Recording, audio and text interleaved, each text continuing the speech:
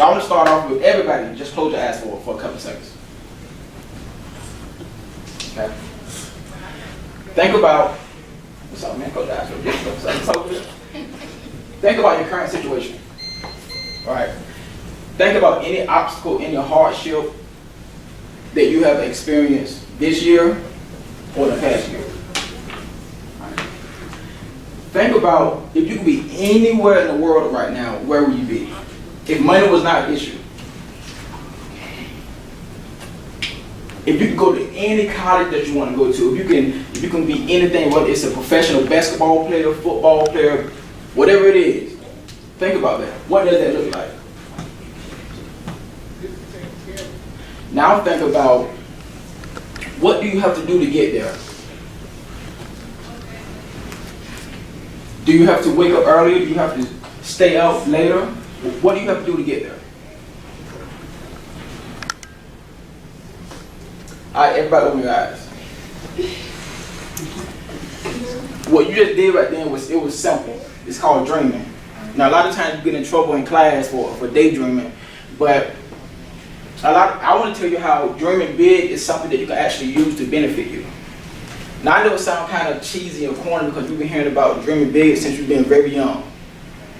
But I find out, not only in my situation, but people who are very, very successful, the only difference between people that are successful and not successful is the fact that they just dream big. They decided that my current situation is not going to be my reality forever. Is that just something that somebody just made up? Is it something that people just started doing today? Nah. Why? People have been doing it for a while. So if you really think about it, the only way you can get from your current situation, and get to future endeavors, to do stuff that you really want to do, it's simple. Dream big. When you think of somebody like Oprah, when you think of somebody like LeBron James, the only difference between people who are successful and people who are not successful is that they spend their 24 hours differently, right? A lot of times we get up when we feel like it, but successful people get up 5:30, 6 o'clock. They live on purpose, with the purpose, right? So a lot of times we see them say, you know what, man, it ain't fair, man. They got it, man. They got all this money. I'm tired of eating oodles and noodles. I'm tired of eating bologna. I'm tired of eating banana sauce.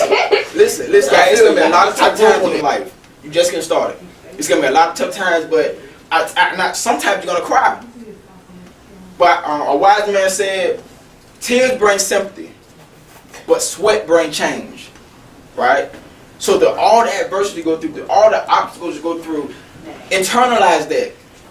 Don't hold a grudge. Don't get mad at your work. Don't get mad at your parents. My parents, I had a grudge for a while with my parents. Because I was like, no, it's not fair. I shouldn't be poor.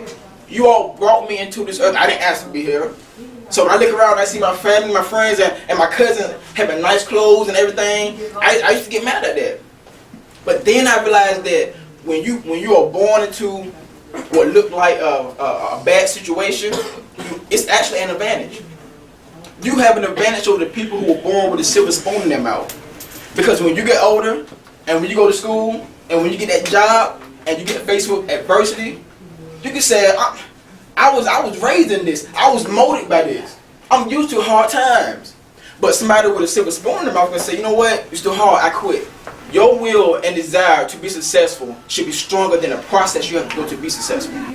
Somebody's opinion of you does not have to be your reality. Right? If you told me by age 28, you'll be an entrepreneur, you'll be your own boss, no 9 to 5. You'll be able to travel the world and inspire and motivate the masses. Somebody will say, you know what?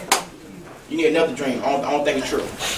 All I have to do is to change, in order to change my life, to change my wife's life, to change my son's life, is to get up earlier and to stay up later. All I got to do is to grind and to go to school and get an education. If that's all I got to do, so be it. I will not lose. I will not quit. When I was a young kid, and I was so poor that I had holes in my shoes, right? And at the time, I didn't care that my parents couldn't afford it. I was like, you know, you birthed me, so I should have it. You know, I see my friends with all the nice things, so I want it. I was that kid that when when it was time to go to lunchtime, I would eat my food and I would look at yours. Because I knew that when I got home, I'd be hungry. I was that kid that would go to school and have wrinkled clothes because, you know, my parents couldn't afford to pay the electric bill, which meant that whenever I got home, I kind of had to feel my way around the house at night because I couldn't see anything. Which also meant that we had to take water and put it on the heater just so I can take a bath. The only way I can get out that situation, was if I dream. Now, I'm not talking about saying, you know, one day I want money, one day I won't. No. I'm talking about dreaming so big that if you were to tell the next person what you're dreaming, they would probably laugh at you. But again, one thing about obstacles and one thing about hardship is that you learn from every mistake. That's the beauty about life, guys. Once you understand that every mistake you make, you actually use it to be your platform, you actually use it for your good. I would not, at age 28, I would not be the CEO of my own company. I would have not had the opportunity to work for two of the largest companies in the world if I didn't go through all the obstacles I went through. When I was your age and I should struggle, listen, I never been an A student. Barely been a B student. I was that guy that had to work twice as hard as everybody else just to get an average grade. But once I realized that was who I was, so be it. I grind. If I gotta work harder than you to beat you or to even be in the same class, nobody knows the situation. Let's go. Nobody knows about the single parent household. Nobody knows about people not believing in you. But what you have to understand is that somebody else's opinion of you does not have to be your reality. In order for you to make your dream to become a reality, what you have to do is say, you know what? Got it. I've been through the hardship. I've been through the tough times. But I will use that for my good. I will inspire the masses once people hear my story. But instead of me saying, you know what? It's not meant for me to be successful. You know what? This person was born with a silver spoon in their mouth. This person actually had an advantage because they got a two-parent household. It was not meant for me to be there. So I just settled in mediocrity. The moment that you realize that that's not how it is, that that's not how it should be, then you'll be successful.